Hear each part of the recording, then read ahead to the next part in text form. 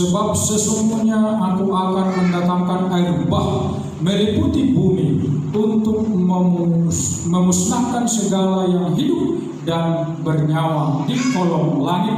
Segala yang ada di bumi akan mati binasa.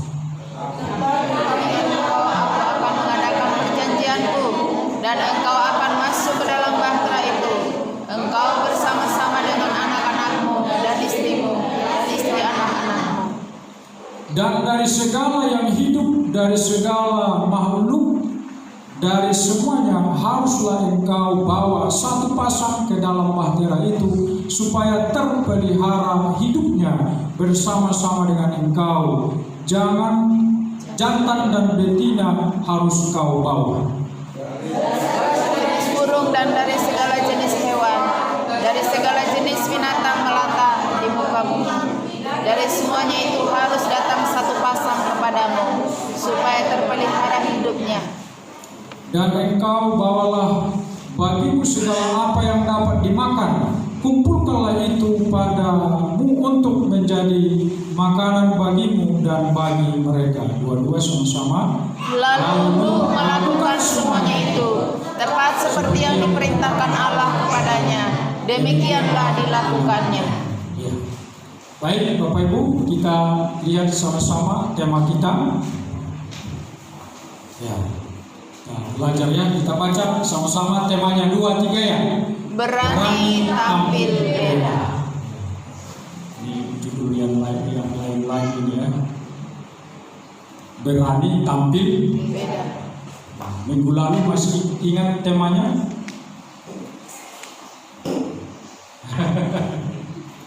Tiket Masuk surga. tiket masuk surga. Ini temanya beda lagi. Berani tampil Beda. Ya.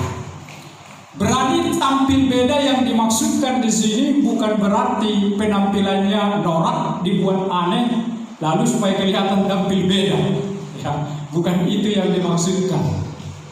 Tetapi berani tampil beda yang dimaksudkan di sini berani melawan arus. Katakan berani melawan arus. Berani melawan arus. Tidak ikut arus duniawi.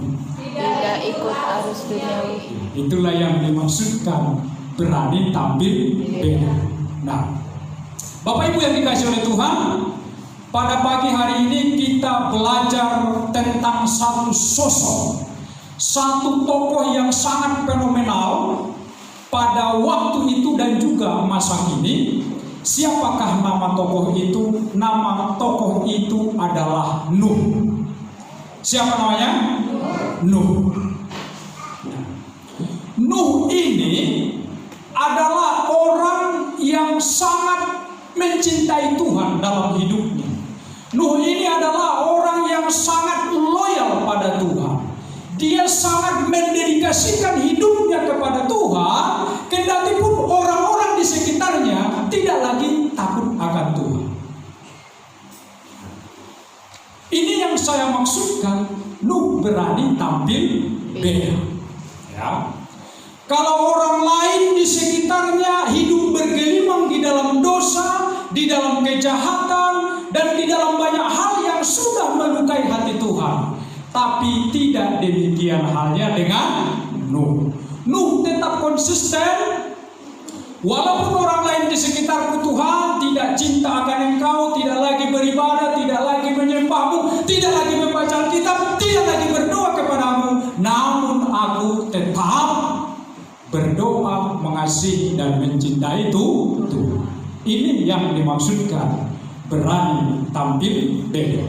Nah Bapak Ibu yang dikasihi oleh Tuhan, pada zaman Nuh Allah melihat situasi kondisi kehidupan umat manusia di dunia ini telah rusak. Ya. Jadi Allah menoleh dari atas. Kecenderungan manusia itu telah sangat berbuat dosa dan kejahatan. Kecenderungan manusia itu telah membuahkan kejahatan. Jadi hatinya melekat pada yang namanya dosa dan kejahatan. Kalau kita melihat teks yang kita baca itu, bagaimana anak-anak Tuhan yang notabene mereka adalah yang sudah mengecap kebaikan Tuhan, tetapi tidak takut lagi akan Tuhan. Anak-anak Tuhan telah mengawin dengan anak-anak yang tidak seiman dengan mereka. Ya, mereka hidup dengan pesta pora, mereka hidup dengan kejahatan, mereka hidup dengan seks bebas. Ya. Jadi manusia itu telah cenderung munafik dan hidup dalam kedurjanaan. Itu luar biasanya kehidupan manusia pada zaman Nuh, begitu bobroknya, begitu bejatnya moralitas kehidupan umat manusia pada waktu itu. Sehingga Bapak Ibu, setelah diamati, setelah diteliti dan ditoleh Tuhan dari surga, kehidupan umat manusia di dunia ini telah rusak, maka dia berfirman, dia berikhtiar, aku akan memusnahkan, aku akan menghabiskan seluruh umat manusia yang ada di bawah kolong langit ini. Nah, Tuhan berfirman demikian. Karena hatinya sudah pilu. Ya. Hatinya apa? Pilu. Kenapa hati Tuhan pilu? Karena manusia itu tidak lagi menghormati Tuhan, tidak lagi menghargai Tuhan sebagai Sang Pencipta yang menjadikan mereka di dunia ini. Maka hati Tuhan gusar, hati Tuhan marah, hati dia pedih, hati dia pilu, maka dia berkata, aku akan memusnahkan kehidupan manusia yang ada di bawah kolong langit ini. Dengan cara apa? Menghadirkan air bah. Jadi Tuhan menghadirkan hujan selama 40 hari 40 malam, maka dampak dari hujan yang 40 hari 40 malam itu, maka bumi ini ditutupi oleh air bah selama 150 hari.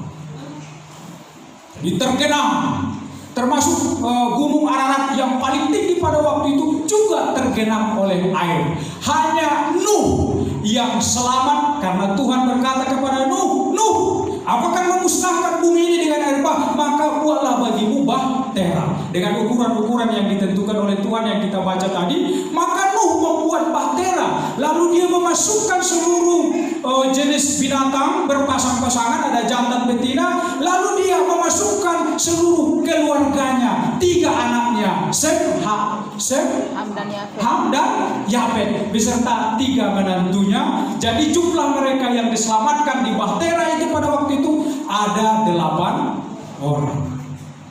Iya. Ada dulu lagu sekolah minggunya itu, tapi saya dulu. Nabi Nuh dan istrinya, 3 orang anaknya, 3 orang mantunya masuk dalam bahtera. Hujan lebat turunlah, hujan lebat turunlah, hujan lebat turunlah, 8 orang selamat. Berapa orang yang selamat? 8 orang yang selamat, diselamatkan oleh bahtera yang dibuat oleh siapa? Nuh. Nah, Bapak Ibu saudara yang dikasih oleh Tuhan, ketika Tuhan melihat dari atas kehidupan manusia sudah sangat jahat, maka dia berikhtiar untuk mendatangkan apa? Air bah. Ya. Tetapi ada satu keluarga yang sungguh-sungguh mengasihi Tuhan, yaitu Nuh. Maka Nuh itu mendapat kasih karunia dari Tuhan. Itu kalau kita baca dalam ayat itu ya.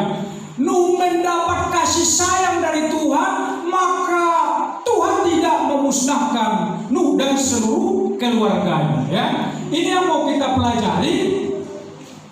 Ada 3 hal yang patut kita teladani dan kita contoh dalam kehidupan kita sehari-hari. Bagaimana Nuh ini hidup berkenan di hadapan Tuhan sehingga dia mendapatkan kasih karunia dari Tuhan. Ini poin yang pertama. Coba kita lihat dulu ya. Ada kriteria Nuh yang menunjukkan dirinya berani hidup tapi beda. Yang pertama, coba kita lihat dulu. Tapi sebelum ke poin ini kita baca dulu ayatnya yang ke-9 itu ya. Kita baca dulu ayat 9 itu ya. Iya. Kejadian 6 ayat 9 kita baca 2-3 ya. Inilah riwayat Nuh adalah seorang yang benar dan tidak bercela di antara orang-orang sezamannya. Dan Nuh itu hidup bergaul dengan Allah. Khotbah ini saya angkat dari nats yang satu ini. Kita lihat dulu bagaimana kriteria Nuh. Kita sebutkan dulu yang pertama di ayat itu dulu, di ayat tadi itu ya. Supaya kita melihat kriteria Nuh itu sesungguhnya harus ada pada diri kita. Itu yang mau saya angkat hari ini, supaya kita tidak menjadi manusia Kristen yang biasa-biasa saja, tetapi kita harus berani tampil beda, menunjukkan identitas kita bahwa kita adalah pengikut Yesus. Ya. Harus berani tampil beda, walaupun dunia sekarang ini semakin rusak. Kita baca dulu ayat 9 tadi. Udah muncul ya. Kita belajar dari sini ya. Ada 3 kriteria Nuh sehingga Allah melimpahkan kasih karunia-Nya kepada dia. Yang pertama, Nuh adalah seorang yang benar. Katakan seorang yang benar. Seorang yang benar. Kita juga rindu semua hidup benar di mata Tuhan. Amin. Ini kriteria yang pertama. Yang kedua, tidak bercela. Tidak bercela. Katakan tidak bercela. Tidak bercela. Tidak bercela di antara orang-orang sezamannya. Yang ketiga apa? Nuh hidup bergaul dengan Allah. Hidup bergaul dengan Allah. Maka kita masuk ke garis besar yang pertama. Nuh adalah seorang yang benar. Apa maksudnya Nuh seorang yang benar? Garis besar yang pertama. Nah, garis besar yang pertama ya. Terus ya kita baca dulu 2-3 ya. Nuh seorang yang benar. Artinya apa? Nuh menjalani hidupnya sesuai dengan prinsip-prinsip firman Tuhan. Itu yang dimaksudkan Nuh seorang yang benar, karena dia menjalani kehidupannya di muka bumi ini tidak berdasarkan kemauannya, tidak berdasarkan kesukaannya atau seleranya, tetapi dia menjalani kehidupan di dunia ini berdasarkan, berlandaskan prinsip-prinsip firman Tuhan. Karena Bapak Ibu, kadang-kala kita sudah merasa benar ketika kita menjalani hari-hari yang kita lalu, yang kita tapaki, tetapi sesungguhnya masih salah di mata Tuhan. Kita berpikir perjalanan hidup yang kita jalani sudah benar, tetapi sesungguhnya masih salah dalam kacamata Allah. Nah, jadi Nuh menjalani kehidupannya benar di muka bumi ini.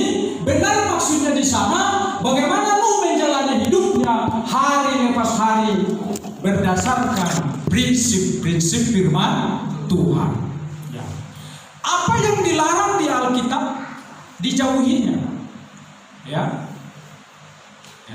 tidak dikerjakan. Tetapi apa yang diperintahkan di dalam firman Tuhan itu dikerjakan. Itu maksudnya di sana bagaimana Nuh menjalani hari-harinya berdasarkan apa? Firman Tuhan. Ya. Nah, Bapak Ibu Saudara yang dikasihi oleh Tuhan, kalau kita lihat fenomena kehidupan manusia di zaman ini tidak lagi berjalan sesuai dengan koridor firman Tuhan. Mereka sudah melenceng, mereka sudah meleset dari kebenaran firman Tuhan. Mereka menjalani hidupnya sesuai dengan kemauan atau selera masing-masing. Nah, tetapi tidak demikian halnya dengan apa? Nuh. Nah, maka Bapak Ibu kita harus hati-hati. Ya, kita harus hati-hati. Jangan sampai jalan yang kita lalui di dunia ini tidak selaras lagi dengan kebenaran firman Tuhan. Kehidupan yang berkenan, kehidupan yang menyukai hati Tuhan ketika kita berjalan seturut dengan prinsip-prinsip firman Tuhan. Itu yang harus kita kerjakan Bapak Ibu. Baik ketika kita bekerja di kantor, ketika kita bersosialisasi dengan masyarakat, atau ketika kita sedang berpikir, ketika kita sedang berkendaraan, ketika kita sedang bekerja, maka kita harus mengerjakan segala sesuatu yang kita kerjakan itu sesuai dengan prinsip-prinsip firman Tuhan. Itulah yang dimaksudkan dengan menjalani kehidupan yang baik dan benar. Amin Bapak Ibu. Amin. Semoga kita umat Tuhan yang ada di sini, kita bukan hanya sekedar hidup menjalis, menghabiskan hidup kita di muka bumi ini, tetapi mari kita jalani hari demi hari yang kita lalui dengan prinsip-prinsip kebenaran firman Tuhan. Nah, makanya Bapak Bapak Ibu kalau kita menoleh ya, makanya kadangkala kacamata Alkitab dengan kacamata dunia ini sungguh sangat jauh berbeda. Kadangkala kita berpikir, sudah benar yang dilakukannya, tetapi sesungguhnya masih meleset dari firman Tuhan. Nah itu sebabnya si Musa, ya kalau kita belajar kehidupan si Musa, dia sampai meninggalkan istana, di mana kehidupan istana di Mesir itu menikmati kehidupan yang yang megah, yang indah. Tetapi dia tinggalkan itu. Dia memilih untuk ikut sengsara karena dia sadar kehidupan yang kulalui, yang kujalani di istana ini sudah salah, tidak cocok lagi sesuai dengan kehendak Tuhan. Coba buka dulu ya Ibrani 11 ayat 24. Kita lihat dulu ya, supaya kita tidak salah ketika kita menjalani kehidupan kita di dunia ini ya. Jadi kita berkacamata kepada firman Tuhan ya. Ibrani 11 ayat 24. Nah, ini Musa bagaimana dia menyadari bahwa kehidupan yang dijalaninya di Mesir, di istana Firaun salah. Kita baca dulu ya 24 ya. 2-3 ya. Karena iman maka Musa setelah dewasa menolak disebut anak putri Firaun. Ini dia sudah dewasa setelah dia tahu berpikir mana yang baik, mana yang jahat ya. Terus ayat 25 kita lihat lagi 2-3 ya. Karena ia lebih suka menderita sengsara dengan umat Allah daripada untuk sementara menikmati kesenangan hidup. Coba perhatikan ini, Musa ini, kehidupannya ini luar biasa. Dia berkata, lebih bagus aku menderita, lebih bagus aku susah, lebih bagus aku tidur apa adanya daripada tidur di kenikmatan istana raja dari tetapi kehidupanku bergelimang dengan dosa. Itu maksudnya di sana ya. Maka dia memilih ikut menderita bersama umat Allah daripada untuk sementara menikmati kesenangan dari dosa. Jadi Bapak Ibu yang dikasihi oleh Tuhan, nah, kehidupan yang rusak itu, kehidupan yang salah itu, ketika kita umat Tuhan hari ke hari kita hidup di dalam dosa dan kejahatan. Jadi kalau Bapak Ibu hidup di dalam dosa, hidup di dalam kenajisan, hidup di dalam perselingkuhan dan lain sebagainya, di mata Allah Anda telah rusak menjalani kehidupan di dunia ini. Jadi kalau kita sudah tahu kebenaran yang sesungguhnya, maka kita harus berani mengambil sikap seperti Musa, walaupun dosa itu nikmat, senang. Ya. Kelihatannya wah dan lain sebagainya. Musa memilih untuk ikut menderita sengsara bersama umat Allah daripada hidup bergelimang di dalam dosa. Karena dia mau, Tuhan, saya mau menjalani hidupku secara benar. Coba kita lihat lagi ayat 26 itu. Iya. 2-3 ya. Ia menganggap penghinaan karena Kristus sebagai kekayaan yang lebih besar daripada semua harta Mesir, sebab pandangannya ia arahkan kepada Musa mengarahkan pandangannya ke depan, kepada kehidupan yang abadi, kepada kehidupan yang kekal. Jadi kalau kita hanya memandang pemahaman kita hanya sekitar hidup di dunia ini, maka yang kita lakukan adalah kepuasan duniawi, kesenangan duniawi. Itu yang dikerjakan. Tetapi tidak demikian halnya dengan Musa. Dia jauh berpikir bahwa kehidupan yang sesungguhnya bukanlah kehidupan yang sekarang. Kehidupan yang sesungguhnya adalah setelah selesai kehidupan yang sekarang. Hidup kita sekarang di dunia ini paling lama apa? 70-80 tahun. Itu kata Alkitab kan? Apalagi dengan situasi corona ini. Kita dengar sebentar-sebentar sudah meninggal ya. Di jalan dunia ini kemarin masih muda ya. Paling kurasa umurnya 40 tahunan. Ya hanya sesak sebentar meninggal jalan dunia. Ini semalam dikubur. Masih muda orangnya, sesak sebentar. Tapi luar biasa, dia anak Tuhan. Hari Kamis kemarin dia masih datang katanya ke gerejanya, memuji menyembah Tuhan. Ya. Waktu khotbah pendetanya saya mendengar begitu. Tiba-tiba dia sorenya dia dipanggil Tuhan dan semalam dikubur di tanah. Kami melayani kemarin ke situ. Ya. Nah itu maksudnya Bapak Ibu, bahwa kehidupan kita di dunia ini singgah. Maka arahkanlah hatimu, pikiranmu bukan hanya fokus pada dunia sekarang, tapi arahkanlah pikiranmu kepada kehidupan yang abadi. Makanya Paulus katakan, pikirkanlah perkara-perkara di surga. Karena perkara di dunia ini tidak akan pernah memuaskan Bapak Ibu. Amin. Nah ini ya. Jadi Musa itu menganggap sebuah penghinaan kalau hidupnya jatuh di dalam dosa, dan dia menganggap kekayaan yang besar yang ada di Mesir itu sebuah penghinaan ketika dibandingkan dengan Kristus. Bagi Musa, Kristus adalah segalanya. Amin. Jadi Kristus itu melampaui dari kekayaan apapun di dunia ini, termasuk kekayaan harta Mesir, ya, termasuk kenikmatan tempat tinggal di istana raja. Di mana? Di istana Firaun. Jadi ia menganggap penghinaan karena Kristus sebagai kekayaan yang lebih besar daripada apa? Semua harta. Sekarang orang banyak berlomba mengejar harta dengan cara yang halal, dengan cara yang apa? Haram. Nah itu sesungguhnya penghinaan kepada Kristus, ya. Jadi kejarlah harta, kejarlah kekayaan berdasarkan prinsip-prinsip firman Tuhan.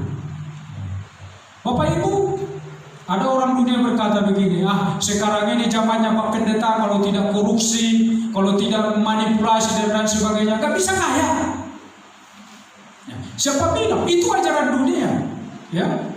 Daniel, Sadrak, Mesak, dan Abednego itu mereka diangkat Tuhan menjadi kepala-kepala daerah. Mereka hidup jujur. Abraham kaya dia. Apa yang kurang dari Abraham? Ternaknya, ya. Ayub, dia paling terkaya di Timur Tengah. Jadi itu ajaran dunia, Bapak Ibu. Kita harus buktikan secara konsisten. Aku bisa diberkati, aku bisa kaya, aku bisa sukses dengan mengandalkan Tuhan. Kalau kita mengandalkan harta dunia ini untuk mencapai sebuah prestasi kekayaan yang gemilang, itu sesungguhnya penghinaan kepada Kristus Yesus. Kristus Yesus itulah segalanya, Bapak Ibu. Jangan karena kenikmatan harta sesaat kita meninggalkan iman kepada Kristus. Kristus segalanya. Dia adalah Tuhan, dia pencipta langit dan bumi. Jadi Kristus segalanya dalam hidup kita.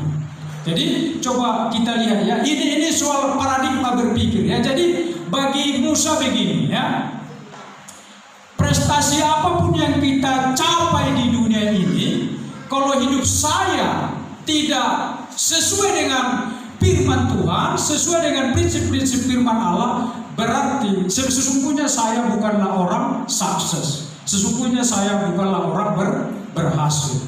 Nah, oleh karena itu Bapak Ibu, ya, kebermaknaan hidup kita bukan dinilai, bukan diukur dari prestasi-prestasi yang dibanggakan oleh dunia ini, seperti seberapa banyak harta, seberapa tinggi pangkat kita, tetapi kebernilaian, kebermaknaan hidup kita, apakah hidup kita ini selaras dengan firman Tuhan. Nah, itu yang penting. Jadi Bapak Ibu, jalanilah hari-hari ini kemanapun Bapak Ibu melangkah, baik dalam bekerja, di kantor, di rumah, atau di mana saja, berdasarkan prinsip-prinsip firman Tuhan, baru Allah memandang kehidupan yang engkau jalani benar adanya. Amin. Tapi kalau engkau suka berbuat dosa, ya, suka menipu, suka berbohong, sesungguhnya engkau sedang seperti sampah di mata Tuhan.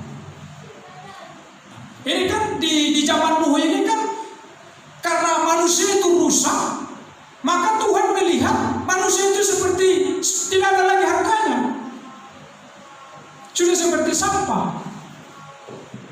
Maka bagi Tuhan nyawa manusia itu sudah tidak ada lagi artinya, sehingga dia apa? Mendatangkan air bah. Itu bentuk hukuman. Jadi Begini Bapak Ibu ya, jika kita ingin menghormati, menghargai Tuhan yang adalah pencipta kita, maka lakukanlah yang menyenangkan Tuhan. Amin. Bertobat sungguh-sungguh, datang pada Tuhan dengan ketulusan hati, baru kau menjalani hidup secara benar. Ya, ini yang harus kita sadari yang pertama. Jadi kita melihat tadi Nuh itu kriteria hidupnya seorang yang benar. Coba katakan, saya mau hidup benar. Saya mau hidup benar. Hidup benar maksudnya menjauhkan diri dari dosa dan kejahatan. Ya. Paham ya Bapak Ibu ya? Jalanilah hidup ini dengan baik dan benar supaya Tuhan memuliakan kita dan mengangkat kita. Tapi kalau kita menjalani hidup secara salah, bagi Tuhan kita tidak bernilai seperti sampah, maka Tuhan memusnahkan dengan air bah. Hatinya pilu ya, hatinya kecewa melihat kita, karena kita tidak lagi menunjukkan identitas kita sebagai terang dan garam, ya kan? Peranan kita hadir di dunia ini sebagai gereja Tuhan, kita harus menunjukkan identitas kita sebagai apa? Terang dan garam, ya.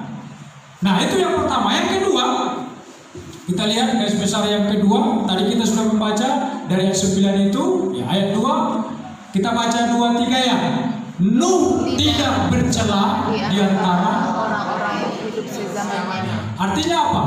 Nuh tidak terpengaruh dengan arus dunia atau dengan gaya hidup orang lain. Artinya apa?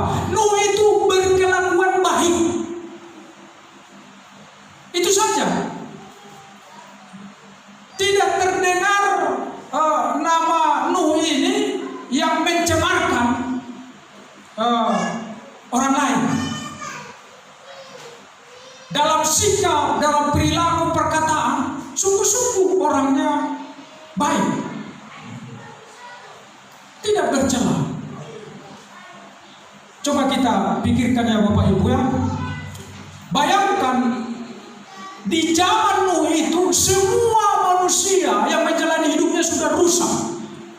Tetapi coba kita pikirkan bagaimana Nuh bisa berjuang mempertahankan identitasnya, jati dirinya sebagai anak Tuhan dengan tidak mau terpengaruh dengan orang lain. Nuh kan tidak hidup sendirian. Dia pasti membeli kekedai. Pasti dia bersosialisasi dengan orang-orang lain. Kan tidak mungkin dia mengurung diri di rumah. Dia bermasyarakat, dia bergaul, dia ke pasar, dia ke pajak, belanja dan sebagainya. Dia bekerja dari hari ke hari. Bukan berarti Nuh itu benar dia mengurung diri di rumah, tidak. Dia tetap bermasyarakat dengan orang-orang di sekitarnya, dengan lingkungannya. Tetapi coba bayangkan, dia mampu mempertahankan hidup tak bercela. Artinya apa? Dalam sikap, perilaku, tindakannya sungguh-sungguh memuliakan Tuhan. Kenapa dia mampu hidup tidak bercela? Intinya sebenarnya sederhana saja. Nuh mampu menguasai diri. Ada penguasaan diri. Kenapa manusia rusak? Kenapa manusia banyak jatuh yang ke dalam dosa, terlibat dalam penyakit-penyakit sosial? Ya, anak-anak muda akhirnya merokok, narkoba, ya, minum-minuman keras dan lain sebagainya, karena tidak ada penguasaan diri. Simpel saja. Tapi kalau kita punya penguasaan diri Bapak Ibu, apapun godaan di sekitar kita, kita tidak akan pernah terpengaruh. Itu yang dilakukan Nuh. Karena di sekelilingnya dosa ini, dosa di sekelilingnya. Karena hanya dia sendiri yang benar. Dia punya penguasaan diri. Itulah yang memampukan dia mampu hidup benar dan tidak bercela. Coba katakan pada dirimu, penguasaan diri. Penguasaan diri. Ini salah satu buah-buah Roh Kudus. Ya. Kalau tidak ada penguasaan diri dalam diri kita, berarti buah-buah Roh Kudus yang ke-9 itu, yang terakhir penguasaan diri, belum kita lekatkan dalam diri kita. Coba buka dulu Galatia 5 itu ya, ayat 22-23. Ini buah-buah roh ya. Penguasaan diri Bapak Ibu akhir-akhir ini penting.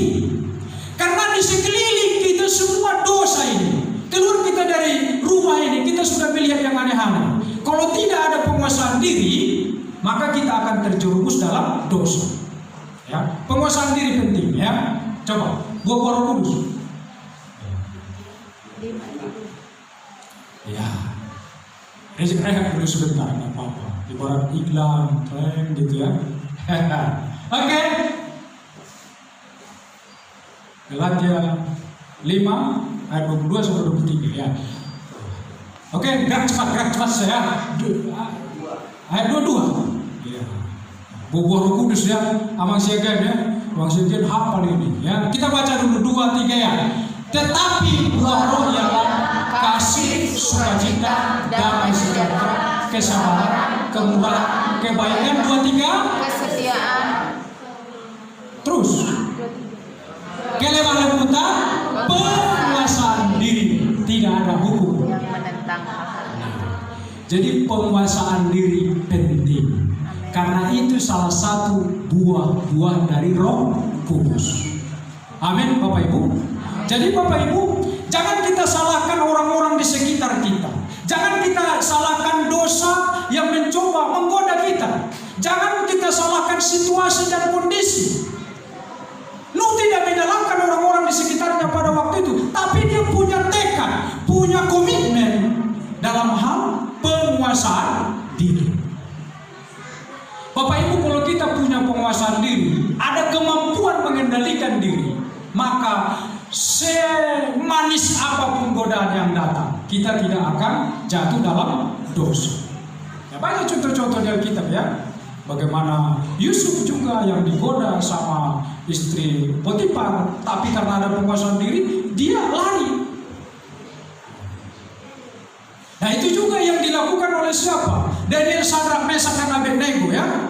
Mereka berketetapan untuk tidak menajiskan dirinya dari makanan raja. Padahal makanan raja itu Bapak Ibu Ibu jauh lebih nikmat, lebih lezat dan lebih enak. Karena mereka berpikir ketika kami memakan santapan raja, itu artinya kami sudah menjauhkan diri dari kehendak Tuhan.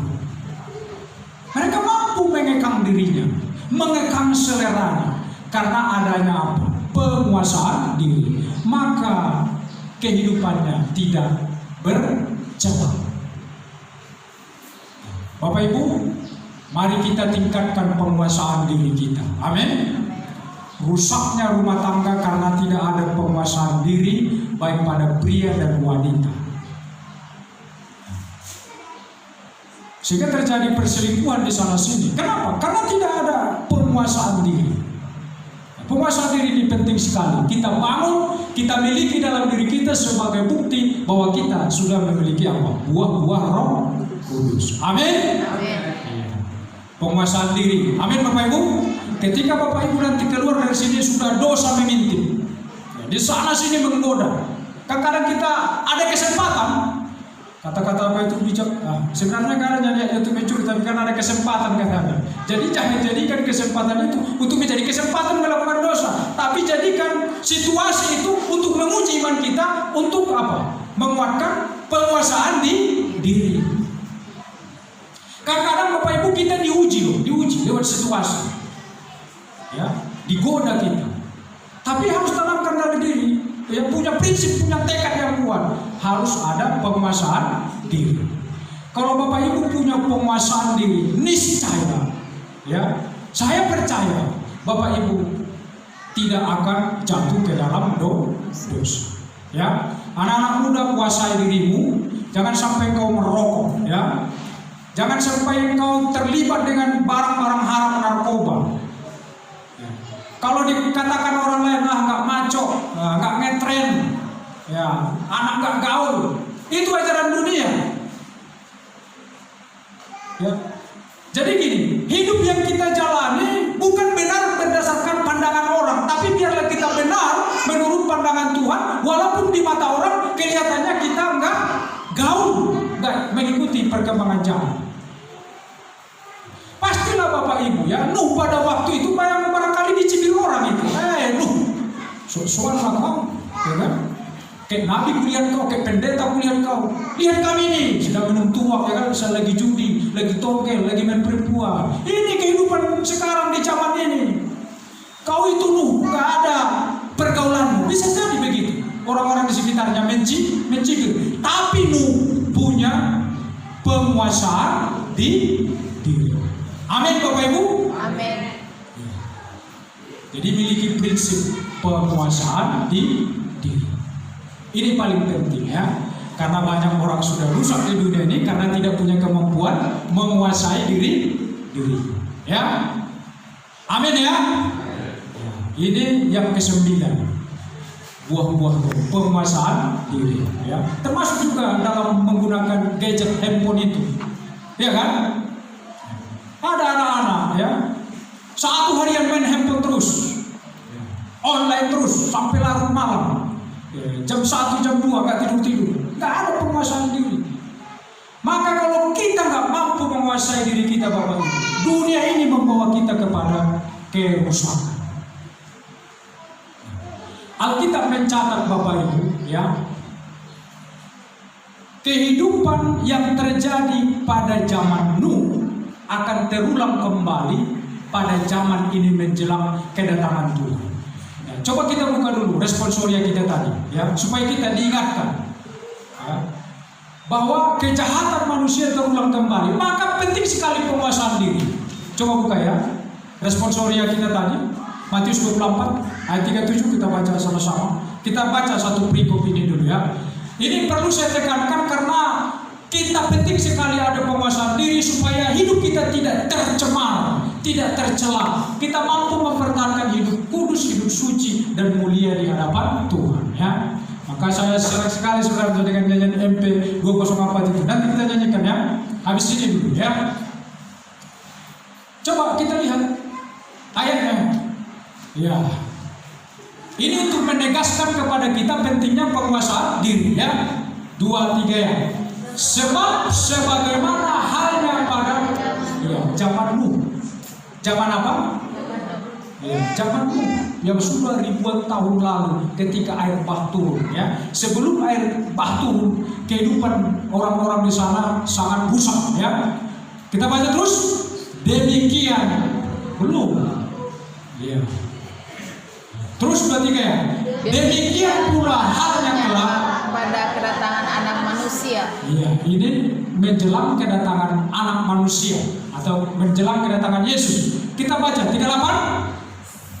Iya. Sebab sebagaimana mereka pada zaman sebelum air bah itu makan dan minum, kawin dan mengawinkan sampai kepada hari masuk ke dalam bahtera. Jadi Bapak Ibu, sebelum Nuh masuk ke dalam bahtera, sebelum air bah turun, kehidupan manusia yang terjadi pada waktu itu, ini dia hidup dengan pesta pora, makan minum, dan kawin dan mengawinkan. Artinya mereka melakukan seks bebas, melakukan prostitusi dan lain-lain sebagainya. Ini puncak dosa sehingga membuat Tuhan marah. Sehingga dia berkata dalam dirinya, aku akan memusnahkan manusia dari kolong langit ini. Nah Bapak Ibu, ini terjadi sekarang, terulang kembali sekarang. Jadi jangan heran kalau kita nggak punya penguasaan diri, ya, wanita-wanita di luar sana begitu, ya, lihai menggoda. Ini terulang kembali menjelang kedatangan Tuhan, ya. Nah terus 39. Ya. 2, 3 ya. Dan mereka tidak tahu akan sesuatu sebelum air bah itu datang dan melenyapkan mereka semua. Demikian pula kelak pada kedatangan anak manusia. Kedatangan anak manusia itu Bapak Ibu tidak tahu satu orang pun kita yang ada di sini. Karena kedatangannya sama seperti pencuri, ya. Jangan sampai Kristus datang kita tidak sempat bertobat. Ya, musnah habis. Seperti orang-orang di zaman Nuh, ya, dimusnahkan oleh air bah itu. Ayat 40. 2, 3 ya. Pada waktu itu kalau ada 2 orang di mana? Di ladang, yang seorang akan dibawa dan yang lain akan ditinggal. Coba yang lagi ada di ladang ini 2 orang. Asik mencangkol, ya. Mungkin suami istri lagi asik bekerja. Satu terangkat, satu tetap tinggal, tetap mencampur. Mungkin istrinya anak Tuhan, suaminya kerjanya ya nggak karu-karuan, nggak bertobat. Ya, kerjanya main wanita terus. Akhirnya istrinya yang terangkat, suaminya tinggal. Maka jangan main-main dengan dosa Bapak Ibu. Harus ada penguasaan di diri. Ini ya. Jadi begini. Ya terus ayat 41, 23 ya. Kalau ada dua orang perempuan sedang memutar batu bilangan, yang seorang akan dibawa dan yang lain akan ditinggalkan. Iya. Ada orang lagi memutar batu bilangan, ya, lagi bekerja. Satu tiba-tiba terangkat, satu masih tinggal atau sedang bekerja memutar. Kenapa tinggal? Karena Tidak bertobat. ya, tidak bertobat, hidupnya tidak benar, ya. Dia menjalankan kehidupannya sesuka hatinya, berdasarkan hawa nafsunya. Itu rusak di mata Tuhan. Ayat 42. Nah, baca 23 ya. Karena itu berjaga-jagalah. Sebab kamu tidak tahu pada hari mana Tuhanmu datang. Kata berjaga-jagalah di sini, waspadalah, lakukanlah penguasaan diri. Amin. Amin.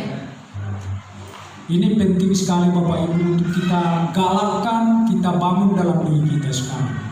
Karena dosa di sana sini mengintip kita, ya. Karena itu berjaga-jagalah, ya, waspadalah. Sebab kamu tidak tahu pada hari mana Tuhanmu datang. Makanya Bapak Ibu, hidup kita itu sesungguhnya berada dalam satu detik dengan kematian. Kalau kita nggak berjaga-jaga, waspada, mengerikan sekali. Sekarang ini banyak orang sehat kita lihat kan, seperti yang saya ceritakan itu, tiba-tiba udah dead, ya dari panggung. Makanya Bapak Ibu, seperti pujian itu mengatakan hidup adalah kesempatan. Maka jangan sia-siakan hidup yang sementara itu. Ya, jangan kita sia-siakan hidup itu karena kenikmatan sesaat, lalu kehidupan yang sesungguhnya jadi tidak kita alami. Jadi ini Bapak Ibu untuk poin yang kedua, Nuh hidup tidak bercela. Kenapa dia tidak bercela? Punya kemampuan mengendalikan diri atau penguasaan diri. Oleh karena itu jangan pernah kau salahkan lingkungan, jangan pernah kau salahkan orang-orang di sekitarmu. Oh iyalah karena salah bergaul, karena itu sering jadi alasan kita. Pengaruh lingkungan, ya.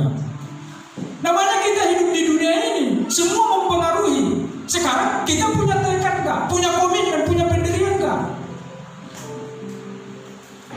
Kalau kita punya pendirian, pasti kita tidak jatuh ke dalam dosa. Maka kita nyanyikan dulu 204 itu sebelum masuk ke garis besar yang ketiga. Ya, mari kita bangkit berdiri Bapak Ibu. 204 ya.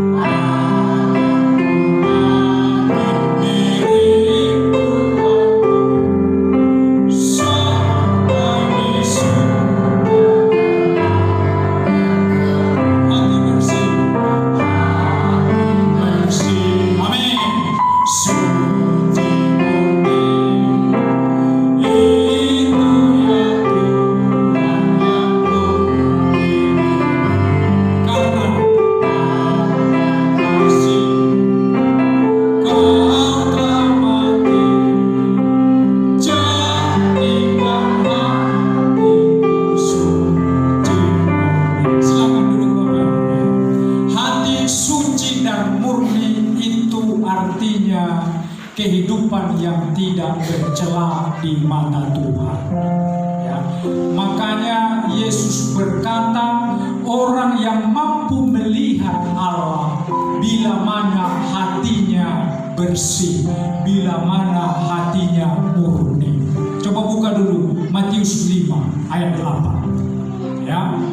Supaya kita memahami Bapak Ibu betapa pentingnya hati kita ini suci, murni, ikhlas di hadapan Tuhan.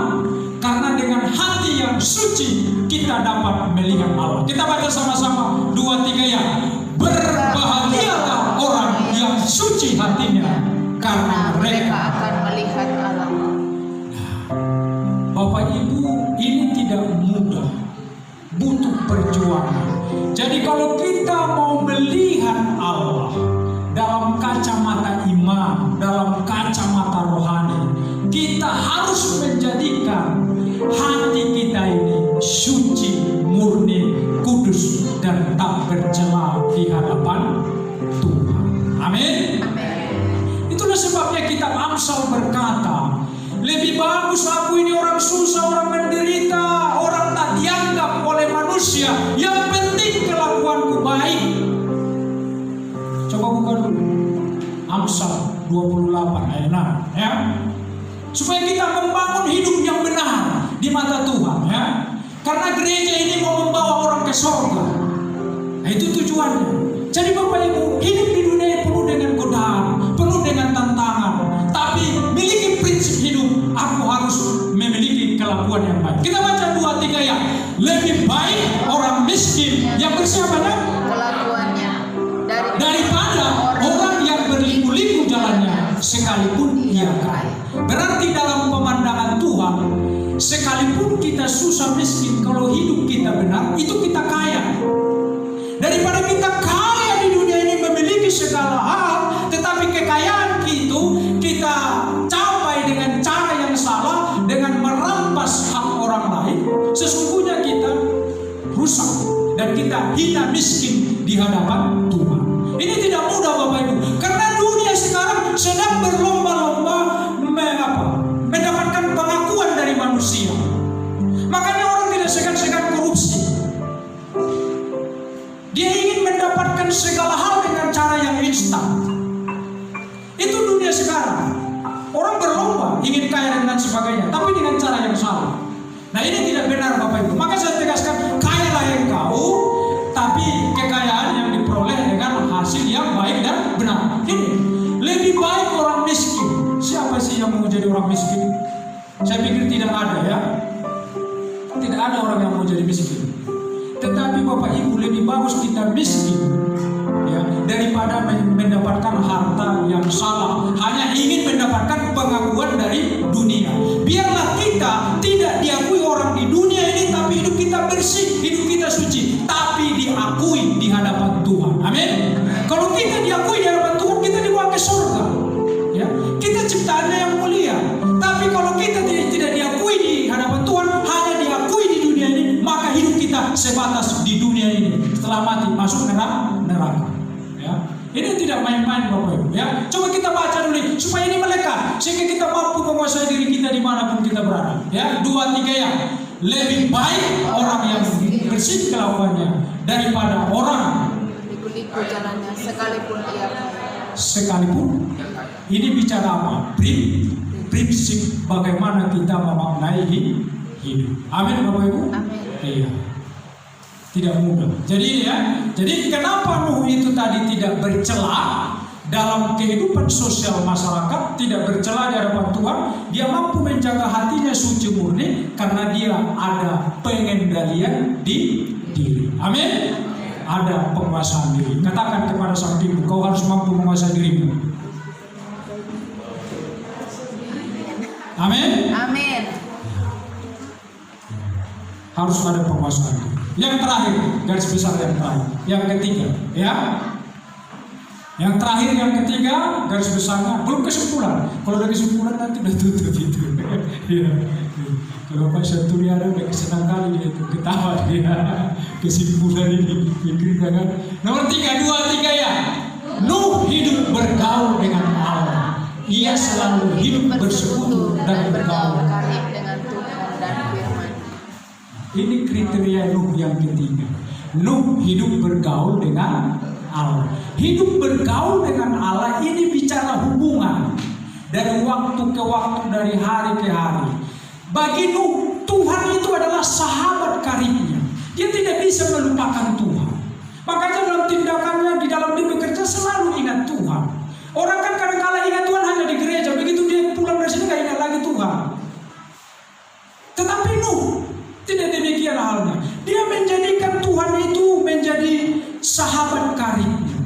Maka dia punya hubungan yang intim dengan Tuhan. Dia selalu bersekutu, dia selalu menyembah, dia selalu beribadah kepada Tuhan. Itulah sebabnya Nuh hidup bergaul dengan Tuhan. Ini bicara apa? Hubungan pribadi kita kepada Tuhan. Kalau hubungan pribadimu dengan Tuhan renggang, biasa-biasa saja, tidak ada getaran, niscaya saudara akan mudah jatuh ke dalam dosa. Tapi kalau Bapak Ibu punya hubungan yang kuat, yang melekat, yang intim dengan Tuhan, Tuhan segalanya bagi Anda, maka saudara tidak akan pernah melukai sahabat saudara. Karena kita jadikan Tuhan itu sahabat karib kita. Ya. Oleh karena itu Bapak Ibu, saya mengajak kita semua coba introspeksi bagaimana hubunganmu selama ini dengan Tuhan.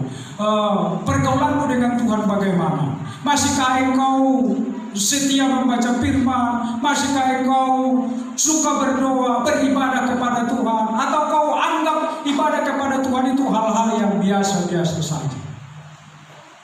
Tapi bagi Nuh tidak. Begitu dia menghadap Tuhan, menyembah Tuhan, berbakti, membaca firman-Nya, itu mendatangkan sesuatu gairah yang luar biasa. Nah, oleh karena itu Bapak Ibu, pastikan dirimu punya hubungan yang intim dengan Tuhan, supaya kamu kuat menghadapi badai topan godaan apapun di dunia ini. Amin. Karena dalam Yohanes 15 ayat 5 berkata, ya, seperti pokok anggur itu, kita tidak akan bisa hidup sendiri tanpa punya hubungan yang menyatu, yang merekat pada pokok. Yesus adalah pokok anggur kita.